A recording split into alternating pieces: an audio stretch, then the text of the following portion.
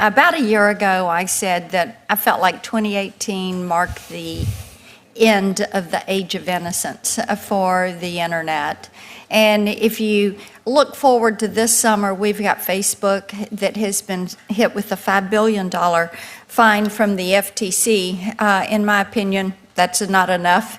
It should have been $50 billion. We all know they've been in violation of their privacy agreements. You all at Google are facing a Justice Department inquiry, and if Microsoft's experience with their 20-year antitrust saga is any indication, then, I hope you realize this is very serious, and it's a serious inquiry.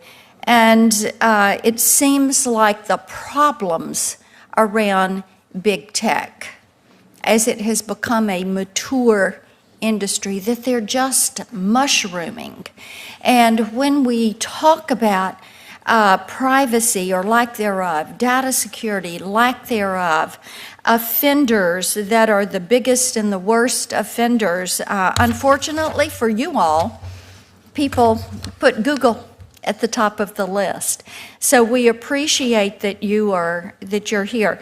I want to start with you and talk a little bit about prioritization of search results. I think this is important to do because I will tell you, I feel like you all push the boundaries until your hand gets slapped. As a mom and a grandmom, I would tell my kids, don't do that again. And they would try it again, and they would try it again. And that's kind of what I see with you all. But a big business company like you ought not to be having such childish behavior where you do something and you get your hand slapped, waiting to see if we are going to get after you or a federal agency is going to rein you back in. You're always out there pushing to the limit. And in doing this, you have a practice that seems that you suppress competition. And we know that Google has, through Google Plus, you have prioritized search results over Yelp and TripAdvisor.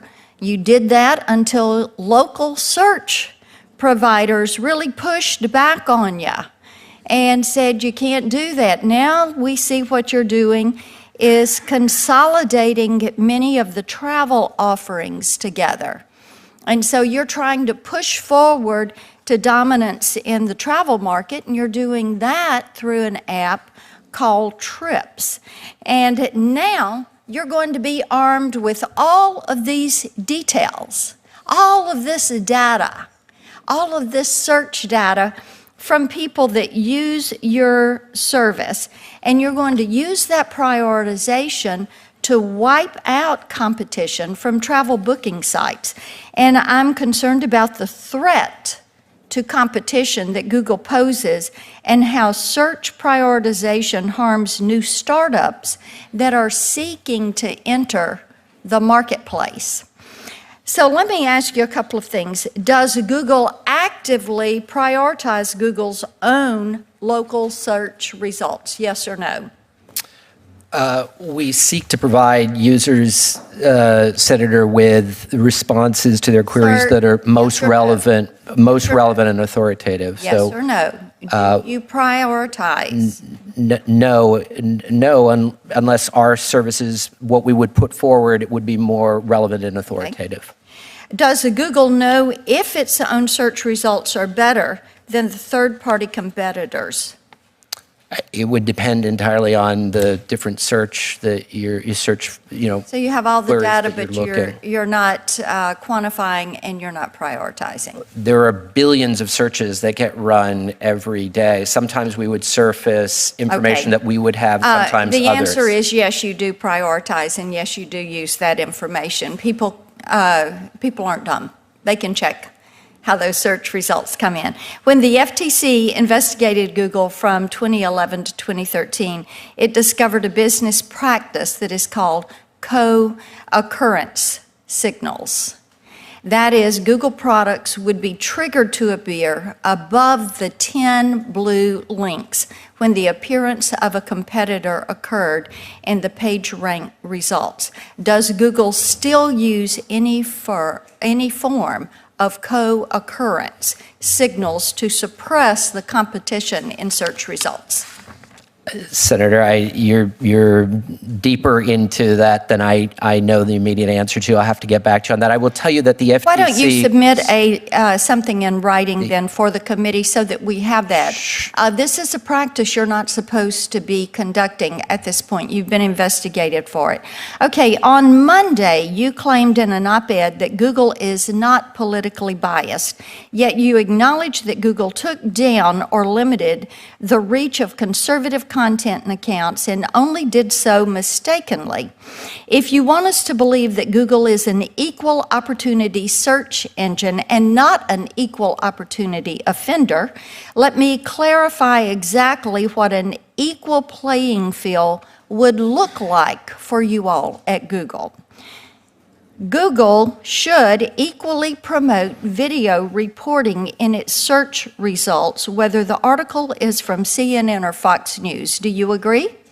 We have both CNN and Fox News in our news corpus. Okay. Should Google equally promote news articles in its search results, whether the article be from the Huffington Post or Breitbart? We surface the results that are most responsive. Should YouTube equally promote videos from Diamond and Silk at the same time as videos from John Oliver? Again, both are in the corpus. Okay, what gets surfaced is most responsive. Thank you. I'll move on. In December 2018, reports surfaced that Google employees sought to block Breitbart from Google AdSense less than 1 month after President Trump took office. Google employees sought to use, quote unquote, what they called hate speech as a pretense for banning Breitbart from taking part. The emails show. Ultimately, these Google employees did not succeed in their efforts to censor Breitbart. Has your advertising platform ever enacted policies that tended to favor certain viewpoints over others? No, Madam Senator, we don't use political indicia to influence our ads. Okay.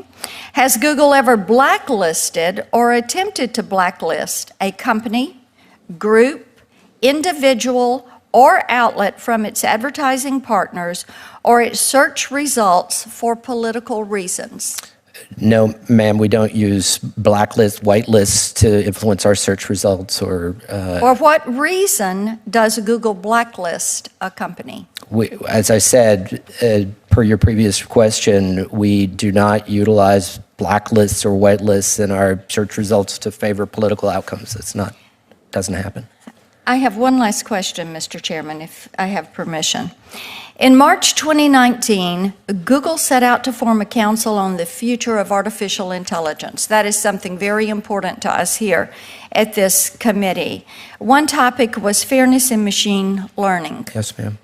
Of the 8 members appointed to the council, only one conservative was appointed. That was Kay Cole James. She's the president of the Heritage Foundation. She is widely respected as a leader in the conservative movement. Yes. Her appointment caused 2,500 Google employees to sign onto a letter opposing her appointment. The AI panel fell apart after Ms. James was unfairly tarred and targeted for her policies.